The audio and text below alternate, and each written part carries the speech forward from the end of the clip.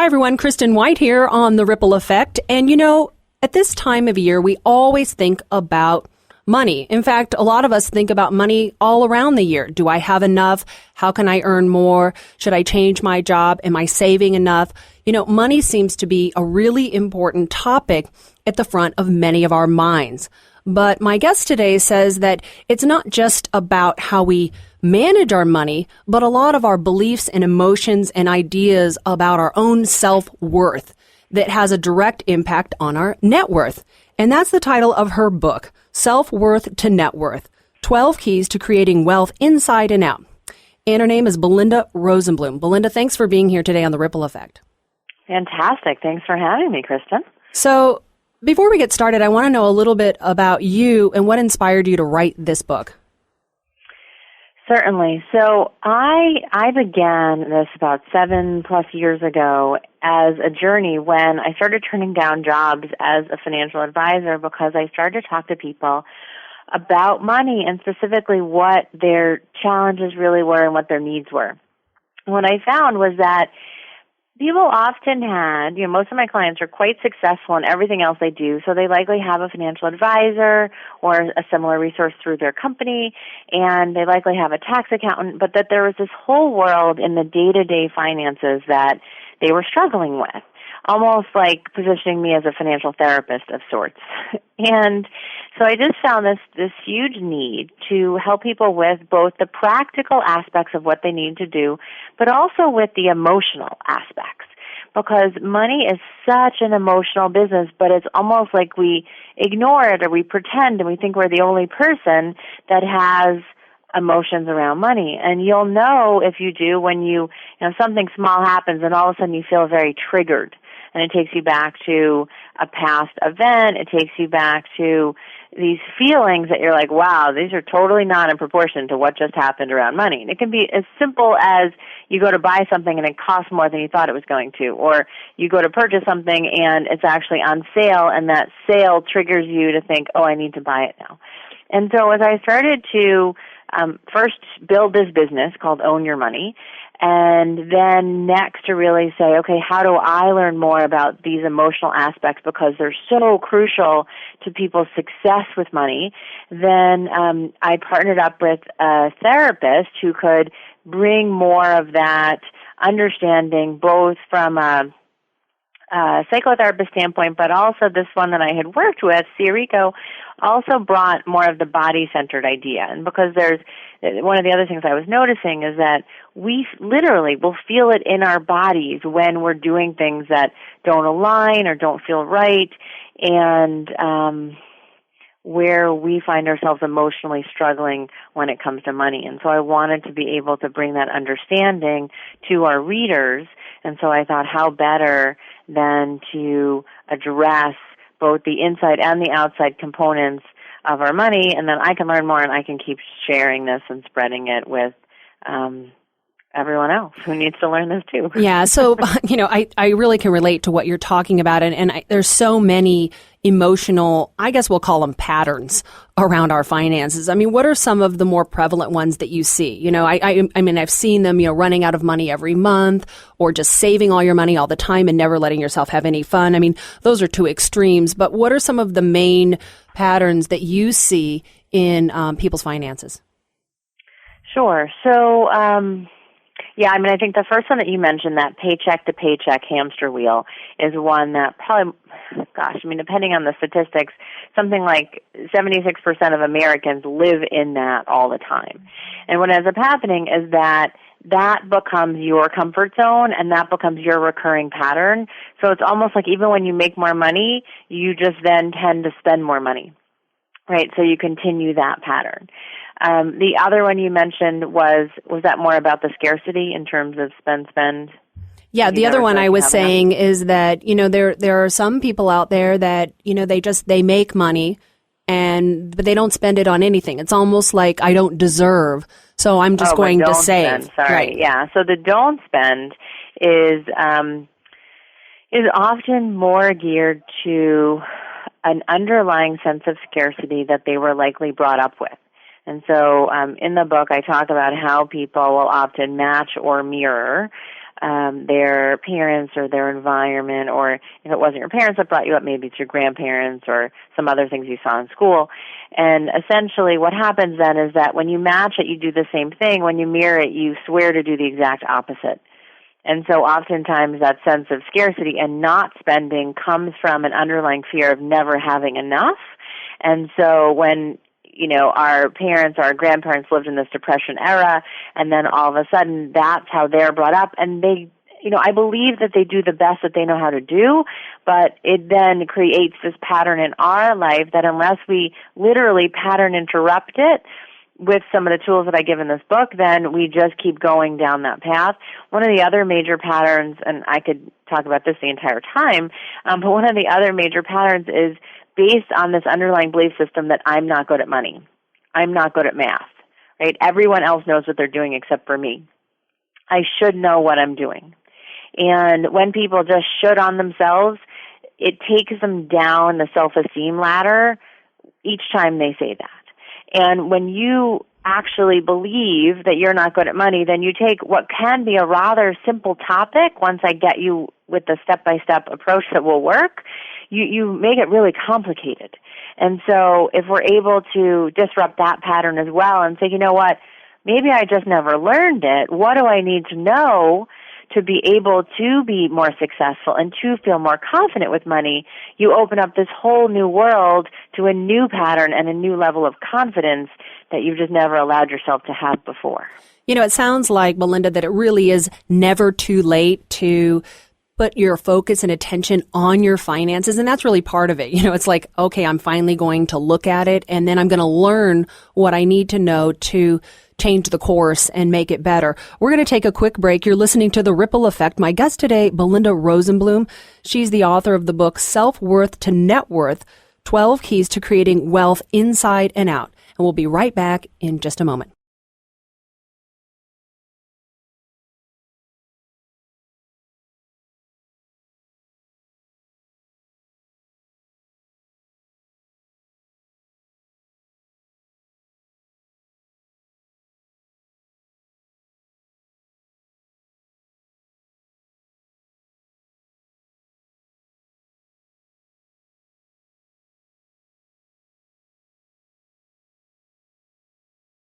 So we were talking before about the break, Belinda, about sometimes your beliefs and your patterns about money come from childhood. And it's interesting, I was working with someone and they pointed out something for me in my own life that, my parents were divorced. And that's something that's pretty common among the world today. And there was always this fight over child support.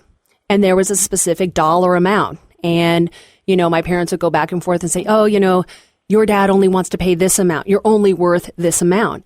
And that number became a set point. Just like it just was in my mind for a long time. And I never really realized it, that it just kind of sat there until several years ago. I was working with someone and they released the energy around it. Can you talk a little bit about the energy of money and how we can have blocks, both known and unknown? Sure. It's so interesting. So I'm a child of divorced parents as well. And and as a parent, as a mom, it's interesting, he's only one, and I feel like I'm already starting to pay attention to what kind of an energy I'm giving out around money that he's picking up on. And I had my own set of beliefs that I generated around my parents' divorce. So I completely understand yours. And mine had a little bit of a spin of money was pain. They were both making more money, and as they made more money, it just seemed like they were spending more money on fighting. So that was the connection. That was the energetic connection that I made at the time was, okay, cap yourself at this level because anything above that will bring you pain. And there is, it's so interesting when I'll do workshops, and I do a lot of different speaking. And when I'll ask the group, what is money to you or money equals, it rarely ever comes up in the first 10 things. It's a form of exchange. It's usually happiness, freedom, confidence, fear, and it's all the things that either money can buy us or the emotions that money bring up for us. And so what ends up happening is that when we allow ourselves to stay blocked around money, we're essentially pushing away wealth. So for our entrepreneurs out there, you're likely capping what you feel like you're worth in the marketplace. So you're only charging X, and you need to be charging X plus another 40% or 50% or double. Right? And that's why the work that we do and the work in self-worth to net worth is so foundational to be able to allow yourself to make more money, and then secondarily to keep more of that money. You know, yeah, sorry, I didn't mean to interrupt you, but I just wanted to touch on something. I think that is true. It's like you see it, and I work with a ton of entrepreneurs. And when people don't charge what they're worth, then, you know, they experience this type of poverty consciousness. So especially we see it if people trade. It's like, well, don't really deserve to make money, so I'm just going to trade my services. Mm-hmm. Or, you know, I'm just going to charge you, I don't know, $50 for something that should be $5,000. You know, I just think that, and that's obviously an extreme example, but, you know, if you have an expertise, you have valuable information to share, especially if you're in the expert industry. You have to package it in a way that it is representative of the intrinsic value of what you're sharing. And I think that you actually do a disservice both to yourself and to the person that you're doing the service for. Because then if you're in this laissez-faire, I guess it's worth $50 thing, then that's all they value it for. And I found it very interesting, even as I started to raise my own rates a few years ago, and as I continue to, the client puts more value and more time and attention to the work that they're doing because they believe they need to get the full value of what they're investing with you. And that more often, what ends up happening is that people are aiming too low, and then they're getting their low expectations, so they believe that that's all that there is for them. Whereas I would much rather see you aim high and really aim towards where you believe you're worth, and let's try it. Let's see what the marketplace says. And so let's say you're at 50 and you want to get to 500 as a start, and then we'll move you up to 5,000. Go from 50 to 250, and then sign up one client, maybe two. Then we'll move you to 350 or 400, right? So that each time you build your confidence, you get better and better testimonials, and you keep working at this next level to grow yourself and grow your own capacity for wealth and for really the level of value that you're able to deliver and to feel yourself. I mean, the last chapter in the book is essentially called Develop a Tolerance for Joy, because much of the time we're the ones that are capping our own joy and our own wealth creation. Absolutely. You know, there is some financial education out there, but it sounds like what you've created with your Own Your Money program, that it's different. Can you explain how it's different? Absolutely. So I find that so much of what's out there has you feel bad about what you didn't do in the past. Isn't that the truth? Like Susie Orman, like shame on you, you know, and it's really negative. Exactly. Yeah. I was just talking with somebody about the Susie Orman show because I was saying I'm sure that a lot of my readers and followers and even clients may watch that show. And so the problem is that you watch it and then you actually feel twice as bad as when you started. You know, and it's almost like my approach is exactly the opposite. It says, you know what, you never learned how, so it's not your fault before. Now, though, you have another option. Right now you have me as your teacher. You found me for a reason. You're listening to this podcast with Kristen and I for a reason. So what are we going to do about it, right? We have enough guilt in our life. We don't need to feel badly about the money decisions we've been making in the past. So instead, let's start with a clean slate and say, well, what do I need to do now, today? And then once you can start to change that guilt and shame and judgment that you have, and this is so foundational from all of my work, I literally have a program called Making Money Joyful, that once you can shift that to say, that's not really working for me. By being in the fear and the guilt and the shame, I'm just getting more of that. What do I want instead? I actually want to move to a place of joy and abundance and really making more money. So let me instead be open to finding my fastest path to cash, and let's go after that. Yeah, absolutely. It's like 180 degrees almost from a lot of what's out there. Yeah, there is a lot of guilt, I think, about just about everything. Sometimes you even feel guilty for buying too many groceries at the grocery store, I think. So, it's guilt for crazy things. So we're going to take a quick break. You're listening to The Ripple Effect. My guest today, Belinda Rosenblum, her book, Self-Worth to Net Worth, 12 Keys to Creating Wealth Inside and Out. We'll be right back.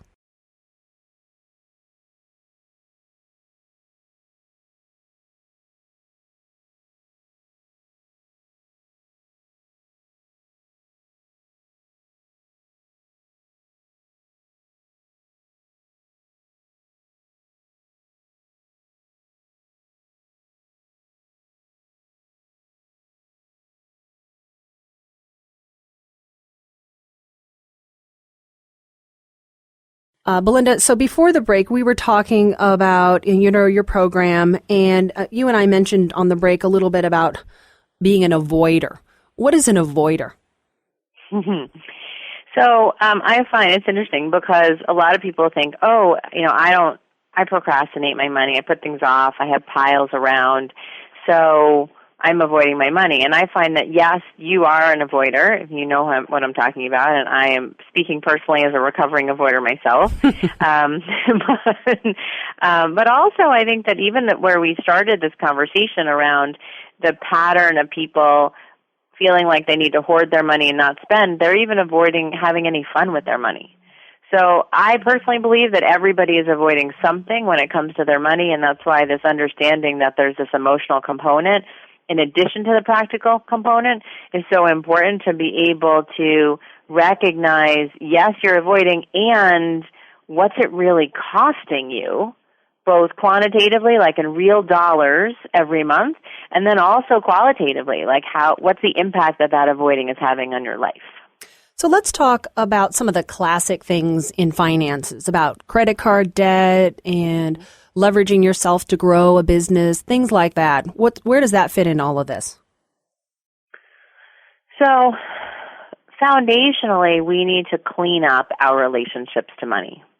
And much of the time, they're just filled with these non-supportive, what I call BS, which is essentially our belief systems, but it's also the BS that we all know and love because it's not really working in our life. It's what we keep telling ourselves, and then that becomes the foundation for us going after the next job, for us building our businesses, for us even having conversations with our partners or our family about money. And so foundationally, first what we need to do is to recognize how to clean that up, right, and to get moving on that so that you're not bringing in this BS into everything and having it wear it away or almost like sabotage these great ideas and plans that you have. And then the second piece is really taking some practical steps. Most times people are avoiding the practical steps because they just feel like it's too hard, it's too complicated, I'm never going to get there anyway, so they just resign themselves and get to what's the point? And so a lot of my work is really saying, you know what, there is a choice, you just never learned it yet, so let's just teach you what you need to know. And just the other day, I was talking with a client who was in this Making Money Joyful program, and I had taught her in that program how to do what's called the snowball effect with credit card debt, for instance. And so she had kind of said, I guess I'm always going to have this debt. It's like a noose around my neck. And I said, well, what if that wasn't the case? Right? What if you didn't always have to have that debt? What if we could actually have it paid off in a reasonable amount of time?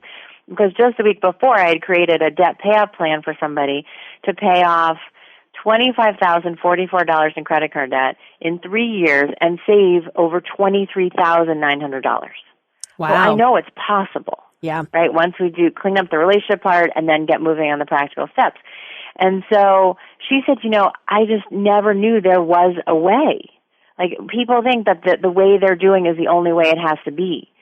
And what I've said is, you just haven't been taught it yet. So let's get you a plan and get you moving. And she was like, oh my gosh, I really can do this. It's just so freeing to know that I don't have to give up on myself. I'm not a failure because of money. And I'm free to go live this amazing life. And she said something like, it's really changed my life and what I'm capable of. So then that's where the ripple effect comes as we wrap this up, is that once she could shift her level of confidence around money and feel like, oh my gosh, I'm not a failure. I really can do something great. I really can take responsibility and clean this up, right? Then what's possible for me in all areas of my life. Absolutely. And really for your family too. It's one of the biggest ripples that matters to me in my heart, is really helping families stay together and not have money be such a cause of contention and even divorce, but really have it be something that allows people this amazing tool to be, do, and have all the awesomeness that they want to have in their life. Absolutely. Belinda Rosenblum, she's again the author of Self-Worth to Net Worth, 12 Keys to Creating Wealth Inside and Out. And you can learn more about Belinda and her Your Own Money Makeover Kit on my podcast website. And Belinda, again, thank you so much for being here on The Ripple Effect, and I really enjoyed our talk. Fantastic. Thanks so much, Kristen, for all that you do to really help people understand the ripple effect in their life and in this case, really take charge of their money. Absolutely. Very, very valid and important for everyone to know. And to all of you who are listening, if something about this program inspired you today, all it takes is one word, one thought, or one idea to completely transform your life. So if there's something that you heard here, all that's required of you is to take action. And that's the key to moving forward in your life. So together, let's start a ripple, and I'll see you next time. Bye.